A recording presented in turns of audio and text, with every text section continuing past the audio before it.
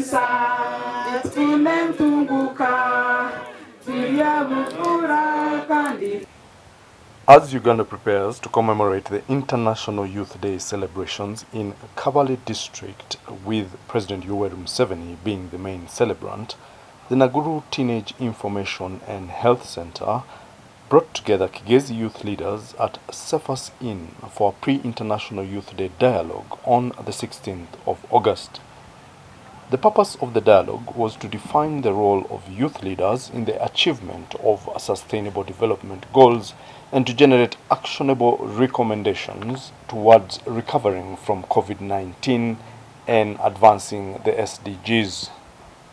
While speaking at the dialogue, the Assistant Resident District Commissioner, Ronald Bakachi, implored the youth leaders to help the government in the fight against corruption, citing a recent case where youth leaders were involved in corruption.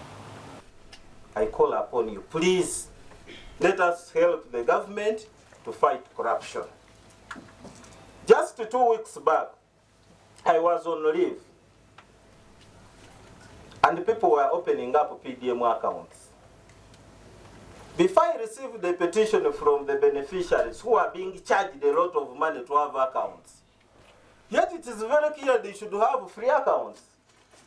It is youth leaders from one sub-county here, I will not mention, but my honorable is there, I shared with him. And the sub-county leadership were calling, no, RDC. Now these people, we convinced them to pay the money. And they have paid voluntarily. Why are you now coming in saying they should refund the money? I told the manager of the bank that I've given you only 2 hours to refund all the money you have collected. And the money was refunded back. But it's the youth leaders and the leaders within the sub-county who are pleading with me that I should not make these people to refund the what, because they have promised them something. That something is very little. It's only going to sustain you for only a few minutes. Resident District Commissioner cautioned the youth on intrigue and fights over cash, citing a case in 2012 where he says they were responsible for the president not attending a similar function. I have a record that Kabale had an International Youth Day in 2012. Though because of the disorganization of the youth, the president did not come. They started fighting themselves over what? Over money, and the intelligence wrote a different report. This time around, I request you. We have started hearing some small thing. Because we want the president to be here as security, we shall not take it for granted. We just call upon you. Let us work together as what? Various youth leaders voiced concerns about the rape of young girls and boys, being forced to pay kickbacks to officials for youth to be able to receive loans, appeals to turn youth loans into grants instead, lack of access to clean water, among many others. What structures can we lay for those people who are raping children, young ladies? Because in our district, it is the common case that we have. They talked about the issue of rape. And some of us think that when it comes to rape, the only thing one should have done is maybe forced you to do something. But what they should know is, the problem is, first of all, people fear going to court. And again, the leaders themselves are not separated. When someone rapes you, you go and tell the youth leader or someone else, even the whole village knows about what happened to you. That is the first thing. Then the other thing is, people are not confident. When such a thing happens, they are not confident enough to go to hospitals and maybe get PEP or go for the testing of the other infections. So I think as the youth leaders, it is our role to maybe sensitize them and inform them that just because something bad has happened doesn't mean that you should lose your self-esteem, lose your confidence, and maybe they should also begin trusting the government and begin maybe reporting those issues. Here in districts that we have the youth livelihood programs, the likes of Emioga, they say that they always target the youth. I always hear. But we have those crooks at the... You see these people up there, they always bring us, they elect us, and they say that they trust us, and they make us leaders. But then when they come to our programs of the youth, they still take that stuff to those crooks, the people I call crooks. Those are the stakeholders. So, like, you have brought the youth livelihood program, you're saying that we come and apply and you give us money, we have applied, you have brought the money, you give us the stakeholders, those crooks. Those are the very people who will still chop our money, eat it. At the end of the day, they say that they have given us 10 millions, but in reality we have only 3 million. You told me to bring the budget, I brought it, I broke it down up to 1 shilling, which shows that my budget sums to 10 millions. You have given me 3 millions. How do you expect me to use those 3 millions to make that project of 10 million? I have given you the budget, then I get your money and repay back. So me as the vice chairperson of the youth, Rukunjiri, I always tell my people, whenever you're given money, they say that they have given you 5 million, in reality they give you 2 million. Don't pay back that money. Seriously. Because if you give me 10 million, you expect me to put like 1%, I will pay 11 million. So if in reality you give me 2 million and you say that you gave me 10 million, how do you expect me to give you 11 million or yet you gave me only 3? So I will always tell them, chop that money until they will trust us, as they say that they elected us to give us all our projects. We run them by ourselves and we will be paying back their money. Thank you very much. Government is giving grants to special interest groups like PWDs. It has given women. My question is, why not even to the youth? Because we are also part of the special interest groups. Why do you put pressure on the youth to recover the money? Why don't you also call it grants so that it saturates in the groups and stays within? About clean water and sanitation. Majorly in Rwanda district, most of the areas are very hilly and we don't have clean water. Whereby you find people from hilly areas or on top of mountains are using unclean water. They have dug pits and holes to collect water from rain. And whenever you try to talk about clean water, they will tell you we don't have water to use. What do you want us to use yet? We have not gotten clean water you're talking about. So, like that problem, though they talk about clean water, for us in Rwanda, we have not seen that clean water.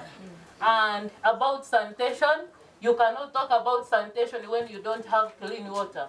When you try to talk to girls about cleanliness, how they should do the cleanliness of their bodies, whatever, then they will say, what should we use? So, as they used to have tried, but that is a challenge in Rwanda.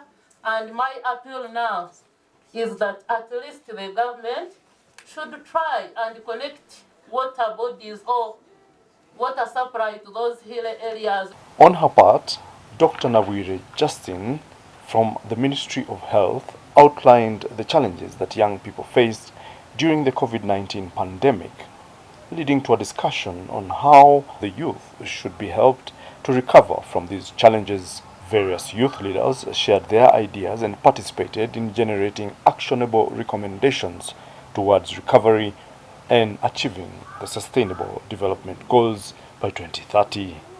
The health of young people was hit, and the pandemic affected schools. These schools were closed, the education system closed down for a very long time, and as Uganda, we were not used to that. They didn't know how to stay with their children. Some were violated physically, others sexually. Many children were violated, not only girls, but also boys. So we also saw a rise in mental health issues among young people. COVID-19 really had serious effects. If a parent is not working, they will turn their anger on their children. But also the parents we lost. It means we had an increase of orphaned children. I think last year we saw some children hanging themselves just for a set. These effects haven't even ended yet of the pandemic. They are ongoing. So we need to come in, counsel people, speak to people, understand people. There was an increase in child labor and child marriages. So they ended up getting married, being forced into marriage to sustain the families, because families were financially constrained. So some were forced to start working, whether they were forced to become house girls or the boys went into child labor, for whichever, as long as they can bring home something. We faced a lot of maternal deaths of young people because of early pregnancy, and also some of them trying to abort. My name is Namara. I'm a former District Youth Council Chairman for Kabale, and currently I coordinate Ghana National Students' activities in this region of Kigezi. I happen to have been in active leadership during that period of COVID.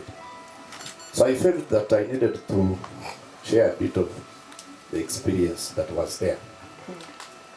At that time, when we had COVID, majority of our youth here, we had advanced them loans, because those were the days when some youth programs were running. Take an example, livelihood. There are also another loan in Centenary. So most of our youth in this region had acquired loans. And you know, much of the loans were into business. Youth were into business. The president looked at the country in his directive, all markets closed. Those who were engaged in trade and small enterprise business, they all collapsed. Now, the biggest challenge then that we got, most of our youth had to run away from this region and had to go to Kampala to seek refuge, because they knew anytime the loans office of Centenary would get you and put you in cells. So just imagine such an experience where most of our youth have been detached and have left their areas, left their families, left their homes, and are now stranded in Kampala trying to survive on a small meal. Now, this is why I'm saying that even if I got the opportunity, I would even tell it to the president that why hasn't the government come in to put in a waiver on all the youth that had acquired loans during that time? Those loans need to have been suspended, because the markets, he's the one who closed the markets. Youth lost money, now they are stranded in Kampala. Still, there is another. The chairperson former chairperson for Kabale District Youth Council proposed that there should be changes in the funding together with the councillor for Kanungu for special interest groups. Because basically the special interest groups we have youth, we have women, PWDs and older persons in terms of the grant they are getting. This is a policy issue. I am pushing it back to the National Youth Council, which should have that dialogue at the national level to have a policy change or policy shift. But as the dialogue we have here is we have the input, it should be forwarded to the high authorities in the cabinet for changing of the what? Of the policy. Therefore, we are making proposals of how to improve on our benefit from the programs. When we are talking of girls, the question in my mind is, who implements the girl? Is it the man or the boy? Of course, they are both. So, like the other person we presented, let us always talk about both males and what? and females. But we keep on bending towards the girls as if we are what? They want to cause this problem. Please, in some areas, especially in urban areas, there are some girls who can rape what? They are there. But you don't hear of what? You know, talk of environment, and when of course it's done on a male one, they say it is indecent assault. But that's what? That's the case. So it means let us be a part and parcel and promote gender what? My brother talked about young girls using emergency contraceptives as family planning. That is very wrong. We encourage use of emergency contraceptives as emergencies, just as the name is. They must be used when there is an emergency. But if a girl realizes, okay, if they decide they are sexually active, then they must use family plan. Another method, a real method of family planning, which is safe, because these emergency contraceptives have high doses of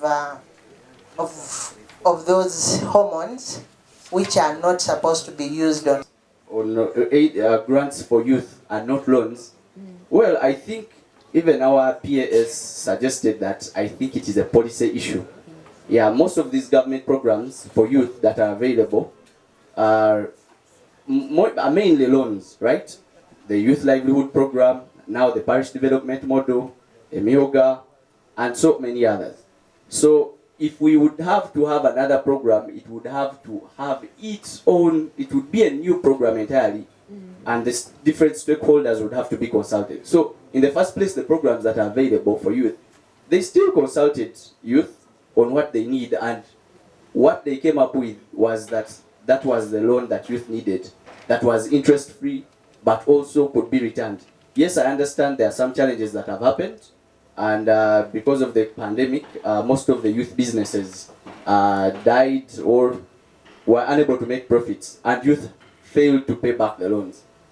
But we've also seen that, yes, you have to pay back the loans, but some people have run away because they had no money to pay for the loans. I want to encourage us as youth leaders that why that money is in place is to help as many people as possible. Even our fellow youth in the villages, we need to encourage them that if you commit to taking the money, please make sure you pay back, because when you pay back, it is that same money that helps another youth group. So the makers of the policy, in regarding to some of those programs, felt that the youth were very energetic, and unlike other special interest groups that like elders and persons with special abilities, they felt like youth were very much more energetic and could work. In some districts, specifically Kabale, we had to make sure that those coming to benefit from PDM did not default. That is just one thing that I had to first start with, making sure that in some districts, the local government is taking a step to ensure that if you've defaulted, you do not show up again in PDM. Getting straight to my concerns as recommendations for all this that we are talking about, looking at the challenges that came in with COVID-19. Yes, people lost jobs, people dropped out of school, but looking at the challenges that were there even before the pandemic and how they increased, I quickly start with unemployment. People were laid off. People previously were still unemployed. So what next for us? This, I make it as a recommendation to all stakeholders, most especially the representatives from the National Youth Council. Please, I pray that you advocate for employment reforms. And what am I talking about in regards to employment reforms?